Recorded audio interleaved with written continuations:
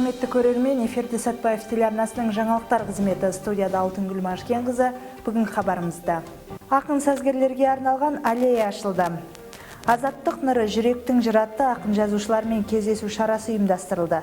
Қала спортшылары шаһар басшысының марапатына ие болды. Тәуелсіздігіміздің 25 жылдық мерейтойына арналған іс-шаралардың қатары жалғасын табуда. 25 жұлдызды күн аясында Қазақстан Республикасы тәуелсіздігінің 25 жылдығына орай кеше қаламызда ақын сазгерлерге арналған аллея ашылып, салтанатты түрде қала халқына тарту етілді. Қай заманда болмасын, қазақ халқының ақын сазгерлеріне деген ықылас ілтипаты жоғары болған, елінің қажеттілігін жырмен жеткізіп, көңіл күйін сазбен көркемдеген ақын сазгерлерімізге жергілікті билікте өз құрметтерін көрсете білді. Қаламыздағы ақын сазгерлеріміздің құрметіне орай Комаров көшесі бойынан қазақтың қоңыр үнді қобызының бейнесі орнатылып, ел тәуелсіздігінің 25 жылдығы аясында тамаша тарту жасалды. Салтанатты шараны қала әкімі Асқар Ыдырысов ашып, өз құттықтауын білдірді. Қала тұрғындары, ең алдымен баршаңызды еліміздің ең ұлық мерекесі Қазақстан тәуелсіздігінің 25 жылдық мерейтойымен құттықтауға рұқсат етіңіздер. Қашанда сөз асылын ардақ тұтып, елдік пен бірлік сипатымызды сақтай білген терең тамырлы текті елміз. Бүгін ең ұлық мереке қарсаңында соңғы кездері сынға ұшырап жүрген әдебиет саласының мәртебесін көтеру мақсатында зиялы қауым өкілдері мен ақын жазушыларымыздың еңбектеріне лайықты бағасын беріп, өскелең ұрпаққа үлгі ету үшін қала ортасынан ақындар мен сазгерлер аллеясын ашып тұрмыз.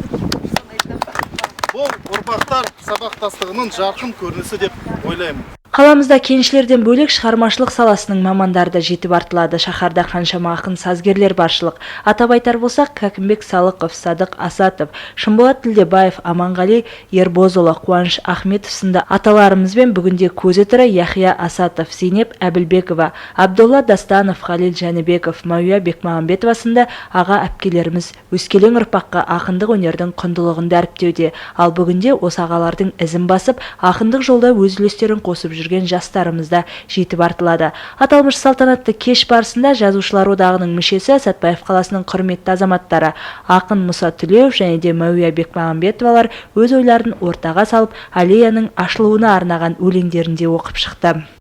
Ұясы құрыш қанат қырандардың куәсі берекем мен бірлігімнің, азаттан алтын арай нұрын төккен, әр күнін ару қала дүбірлеткен, көшенің дәл мына бір қиылысында тұрағап Аманғали жырын төккен. Бүгінде шалқып тасып жатыр әнім, куә бол қуанышқа халқым бәрің, көркіңнен айналайын кенші қалам көтерген аспаныңа ақындарыңды.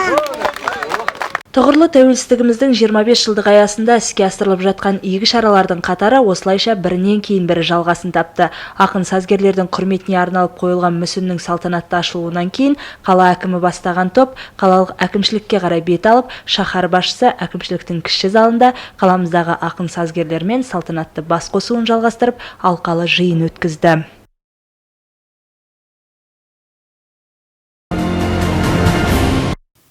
Азаттық нұры жүректің жыры. Осындай атаумен кеше қалалық әкімшілікте шаһар басшысы Асқар Абылайұлы, Сатпаев қаласының ақын жазушылары, зиялы қауым өкілдерімен және де жас ақындар мектебінің тәрбиеленушілерімен кездескен болатын. Толығырақ қатысып қайтқан әріптесім Жансая Ғалымжанқызы тақырыпта толықтырады.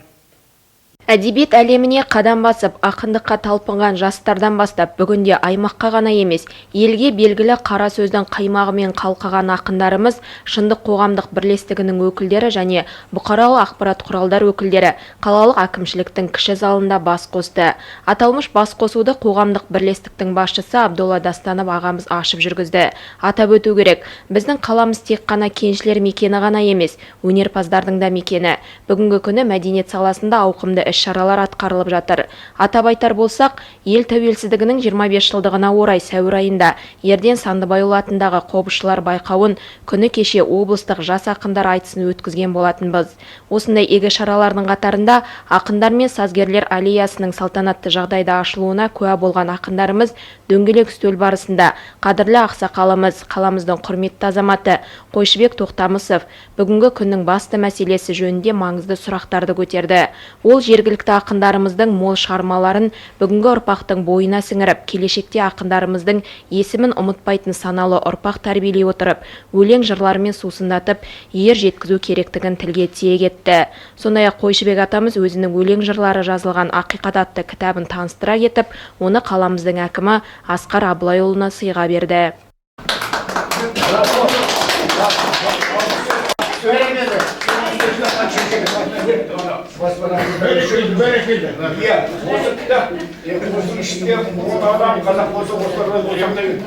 Одан әрі сөз кезегін алған қаламыздың құрметті азаматы Яхия Асатов, ағасы Садық Асатовтың өлең жырларын жарыққа шығарып, кітап жазып жатқандығын атап өтіп, еліміздің ұлық мерекесі тәуелсіздік мейрамымен құттықтап, жиналғандарға зор денсаулық және шығармашылық табыс тіледі.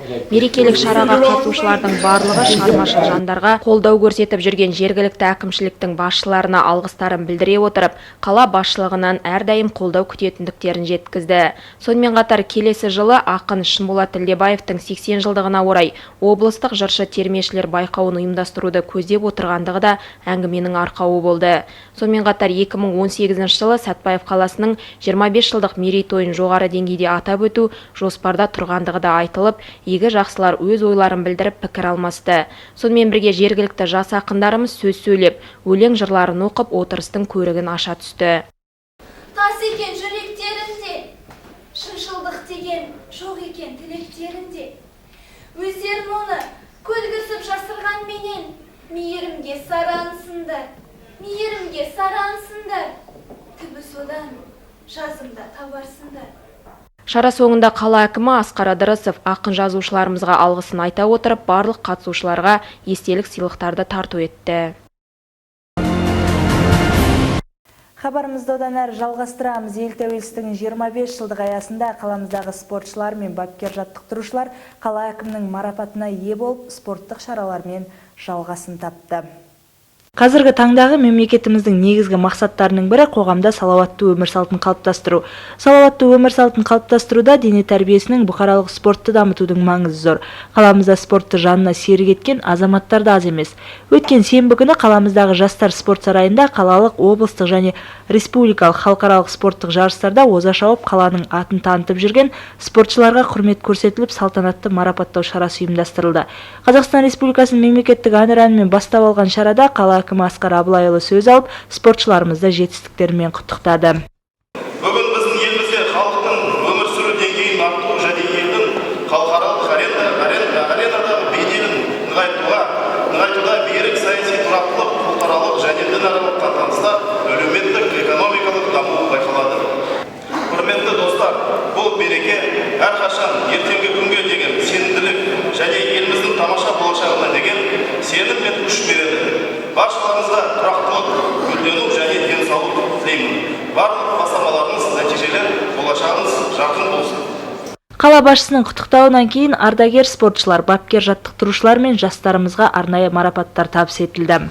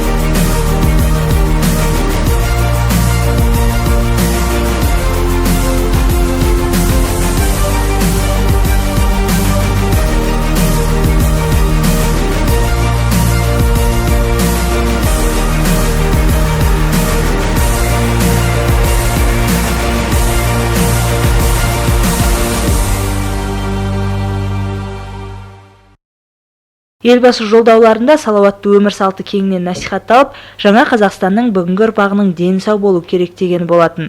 Салауатты өмір салтының маңыздылығы да жыл сайын артып отыр.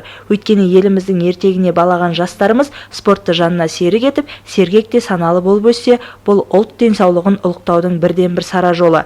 Дені сау ұрпақ ұлттың баға жетпес байлығы екені де рас. Қаламызда салауатты өмірді насихаттау, түрлі деңгейдегі спорттық жарыстарды ұйымдастыру, мемлекеттік қызметкерлер арасында жолдастық кездесулер мен мектепаралық спартакиадалар өткізу атқарылып жатқан сол жұмыстардың бірегейлері. Түрлі облыстық, республикалық додалардан жүлдемен оралып жүрген жерлестеріміз де аз емес. 25 спортшы марапатталған шара соңында спорттық шаралардан жарыстар ұйымдастырылып, осы жарыстың бас төрешісі Еркін Күнпейісов Қазақстан Республикасы тәуелсіздігінің 25 жылдығымен құттықтап, спорттық жарыстардың өту барысымен де таныстырып өтті. Бүгін Сәтбаев қаласының дене шынықтыру және спорттық бөлімінің бастауымен осы тәуелсіздіктің 25 жылдығына арналған спорттық іс-шаралар өткізіледі. Бірінші,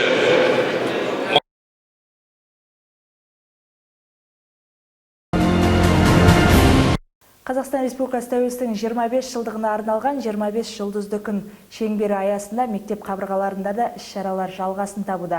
Сондай-ақ бүгін Шымболат Тілебаев атындағы Кеншілер сарайында балалар өнер мектебінің ұйымдастыруымен көрме өткен болатын. Толығырақ келесі бейнесюжеттерде.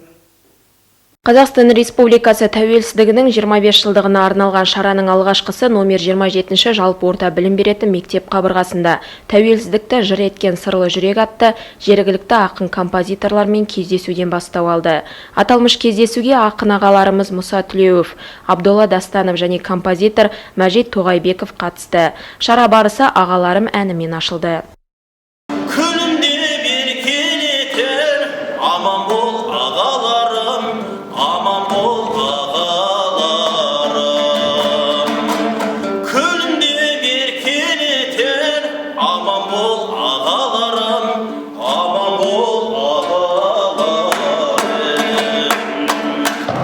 Сондай-ақ аталмыш шараға келген ақын композитор ағаларымыз тәуелсіздігіміздің 25 жылдығында қандай жетістіктерге жеткендігі мен алдағы жоспарлары жайлы әңгімелеп берді.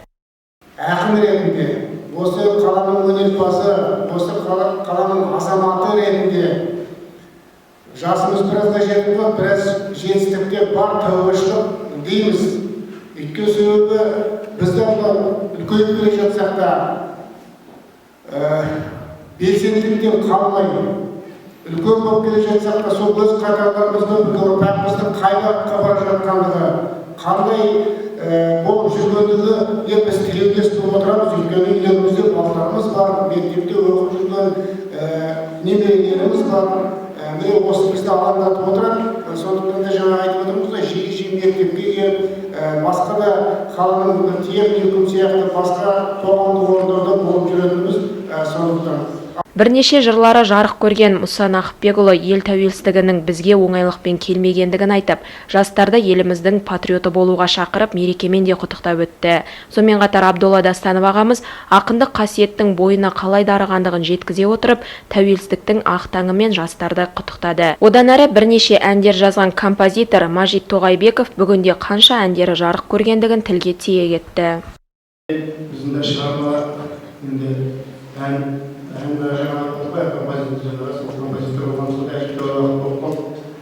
әр өлеңдері біраз өлеңдері бар, оның каждый таңы қайта өсіп, оның да жерде бір уақыт отыру керек. Сондықтан бір өлеңнің тарихын сіздерге келетейін. Шара соңында мектеп директоры Замзагүл Ертайқызы өзекті ойларымен бөлісіп, жырдан шашу шашқан ақын ағаларымызға алғысын білдірді.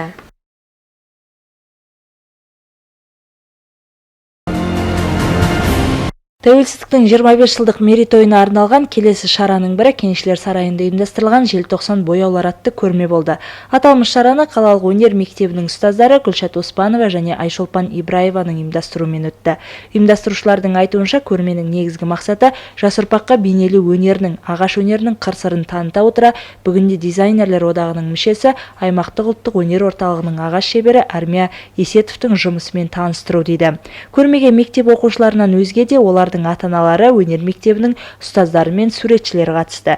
Өнер мектебінің директоры Роман Бурда тәуелсіздік мерекесіне арналған құттықтауларын білдіріп, шебер қолдардың жұмысына сәттілік тілесе, Еуразиялық дизайнерлер одағының мүшесі суретші Шәді Қиянбеков талапты да талантты болашақ суретшілердің шығуына тілектестігін жеткізді.